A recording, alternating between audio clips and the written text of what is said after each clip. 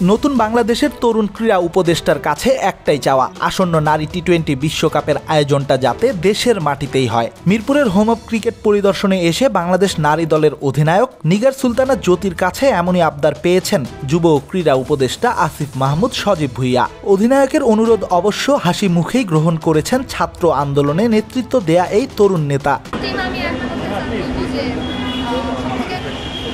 বাংলাদেশের হওয়াটা আসলে আমাদের স্বপ্ন এখনো আছে, কারণ আমি জানি যে প্রত্যেকটা প্লেয়ার চাইলে অনেক বছর থেকে কিন্তু নিজের দেশে বিশ্বকাপে রিপ্রেজেন্ট করতে পারে। তো এটা আমাদের সবার প্রাইড, প্লিজ এটাকে ধরে রাখার চেষ্টা করবেন ইনশাআল্লাহ।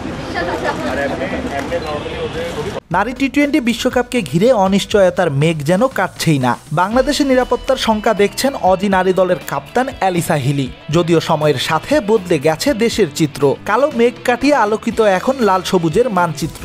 দেশের নিরাপত্তা ব্যবস্থা নিয়েও বাংলাদেশ ক্রিকেট বোর্ড থেকে আশ্বস্ত করা হয়েছে আইসিসিকে। তবু অজানা কারণেই অ্যালিসার আপত্তি বাংলাদেশে বিশ্বকাপ আয়োজনে। বাংলাদেশে বিশ্বকাপ আয়োজন নিয়ে চূড়ান্ত সিদ্ধান্তটা অবশ্য আইসিসির হাতে। মঙ্গলবার ক্রিকেটের সর্বোচ্চ সংস্থার জরুরি বৈঠকে আসবে এ বিষয়ে চূড়ান্ত সিদ্ধান্ত। তবে সোমবার দেশের নতুন ক্রীড়া উপদেষ্টাকে পেয়ে যেন সুযোগ হাতছাড়া করেননি টাইগ্রেসদের অধিনায়ক। দলের পক্ষে অনুরোধের সুরেই বলেছেন যে কোনো মূল্যে দেশের মাটিতে বিশ্বকাপটা আয়োজন করতে।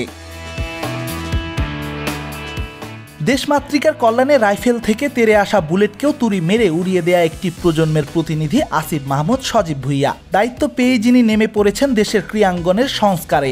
একনায়কতন্ত্রে আটকে পড়া ক্রীড়াঙ্গনকেও যেন দিতে পারেন নতুন জীবন, তাই ছুটে বেড়াচ্ছেন ক্রীড়া জগতের প্রতিটি সেক্টরে।